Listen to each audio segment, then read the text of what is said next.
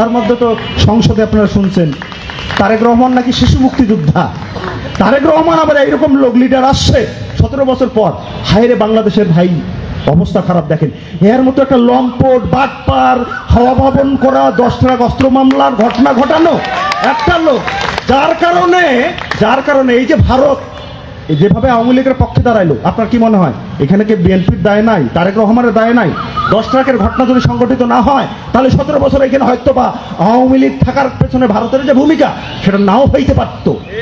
এই ঘটনা সংগঠিত করে 17 বছর পর গায়ে হাওয়া লাগায় কাকে নিয়ে আসছে জানি? এক আছে জেবু আর এক আছে জাইমাকে নিয়ে আসে। জেবুর গুরুত্ব কি? জেবু হচ্ছে তারেক রহমানের পেট। জাইমার গুরুত্ব কি? সে হচ্ছে তার যে ক্রোমোজোম, মানে সে হচ্ছে রাজনৈতিকের ঔরসপ্রাপ্ত, মানে ভবিষ্যতের কুইন। আপনার এখানেই কিন্তু আপনি সবচেয়ে বড় বৈষম্যের শিকার। যেই কারণেই আপনার রাজনীতিটা হচ্ছে আপনার শ্রেণীর রাজনীতি হওয়া দরকার। আপনি ভাবতে পারছেন না, একটা ছাত্র দলের পোলাপাইনকে বলতে পারবেন না, ছাত্রলীগও ভাবতে পারে নাই, ছাত্র শক্তিও ভাবতে পারবে না। ওইভাবে ভাবতে পারলে আলাদা করে থাকতো আর কি। শফিকুর রহমানের সাথে চুম্মাচাটি করার দরকার ছিল না। ভাবতে পারবে না সে প্রধানমন্ত্রী হবে।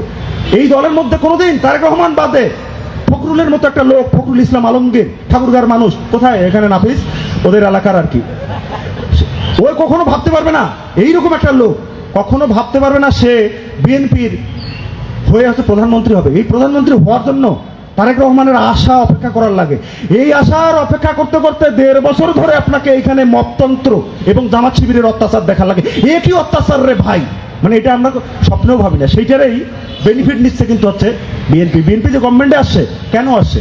এটা তো বেনিফিট অফ ডাউট, কারণ মানুষের কাছে আর অপশন নাই। এইরকম একটা পরিস্থিতি বাংলাদেশ। এখন এসে পার্লামেন্টে আপনি দেখবেন বিতর্ক হচ্ছে জুলাই সনদ অমুক তমুক বাস্তবায়ন নিয়ে। একটা মজার কথা বলি, এরা কেউই হচ্ছে, যদি সত্যিই মনে করেন এই সনদ জনগণের পক্ষের এক ফোঁটাও হয়, এটা বাস্তবায়নের পক্ষে আপনার জামাতিরাও নাই, বিএনপিও নাই। মানে জামাতি হচ্ছে যদি 100% হচ্ছে মুসলমান হয় আর কি, মানে এই মুসলমান হচ্ছে কিন্তু বাঙালি মুসলমান না, এই মুসলমান হচ্ছে ওই যে সৌদি আরবের মুসলমান, এই যে ওহাবিজম, এই যে সালাফিজম, তাহলে বিএনপি হচ্ছে তার হচ্ছে 80%।